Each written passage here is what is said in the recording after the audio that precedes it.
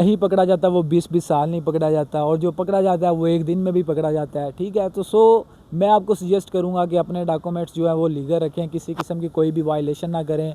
आज मैं आपको बताऊंगा इस वीडियो के अंदर कि फ्रीलांस वीज़े में लोग कौन कौन सी वायलेशन करते हैं, जो उनको एजेंट मिसगाइड करते हैं कि अगर आपके पास फ्रीलांस वीज़ा है और आप ये काम इंडोनेशिया में आगे कर सकते हैं। सबसे पहले मैं आपको बता दूं कि फ्रीलांस वीज़े का जो ताल्लुक़ होता है वो किसी थर्ड कंट्री के साथ होता है।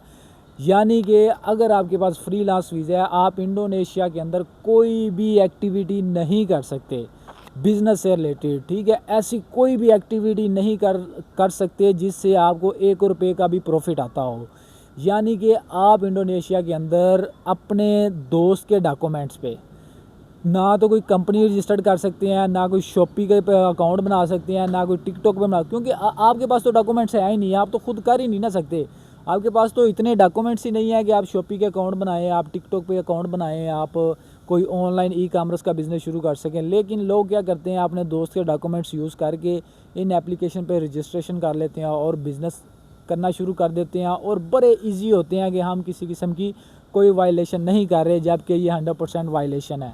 फ्रीलांस का तल्लक जो होता है वो हमेशा थर्ड कंट्री से होता है। यानी कि आपकी जो कंपनी है, जिस कंपनी के आप एम्प्लॉय हैं, वो या मलेशिया में है, पाकिस्तान में है, या किसी भी कंट्री में है, लेकिन वो अगर इंडोनेशिया के अंदर है तो आप वायलेशन कर रहे हैं। अगर आपने यहाँ पे कोई कंपनी ढूंढ ली है और उससे फ्रीलांस की जो है जॉब आपको मिल गई है, तो आप इधर काम करना शुरू कर दिया, आपने घर से ऑपरेट करना शुरू कर दिया है, तो सारी ये आप वायलेशन कर रहे हैं। आप इंडोनेशिया के अंदर किसी किस्म की ना कोई बिज़नेस एक्टिविटी कर सकते हैं, ना कोई ऐसी जॉब कर सकते हैं जो आपको सैलरी दे या जो आपको आपका मुआवजा दे। आई होप आपको क्लियर बात समझ में आ गई होगी। यानी कि अगर आप किसी ऐसी कंपनी में काम कर रहे हैं जो कंपनी एग्जिस्ट करती है किसी थर्ड कंट्री में, लेकिन वो इंडोनेशिया में एग्जिस्ट नहीं करती, तब आप एक फ्रीलांस हैं और आप अपना काम बिल्कुल बखूबी कर रहे हैं।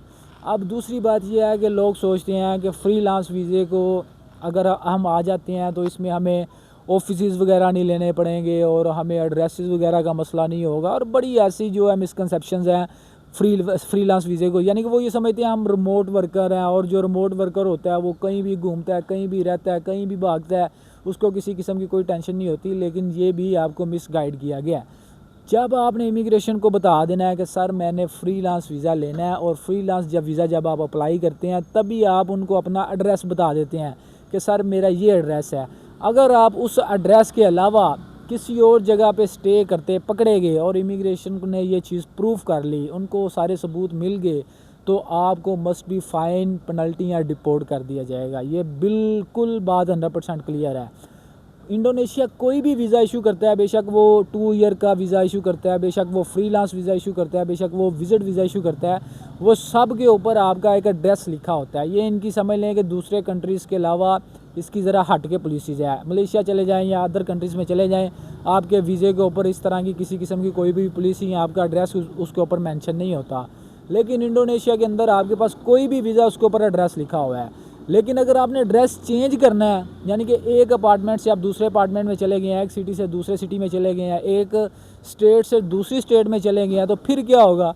फिर सर आपको इमिग्रेशन को रिपोर्ट करनी पड़ेगी। इमिग्रेशन आपको आपके वीज़े का एक न्यू प्रिंट इशू करेगा जिसके ऊपर आपका एड्रेस चेंज होगा, फिर आप फिर दोबारा लीगल हो जाएंगे। तो ये चीज़ जो लोग सोचते हैं सिर्फ इस बेहाफ पे जो है वो फ्रीलांस वीज़ा लेते हैं कि हमें एड्रेसेस का मसला नहीं होगा, तो सर वो भी टोटली जो है वो गलत है। यानी कि वो आपको अपने ख़ुद को किसी बड़े मसले में इन्वॉल्व कर लेंगे।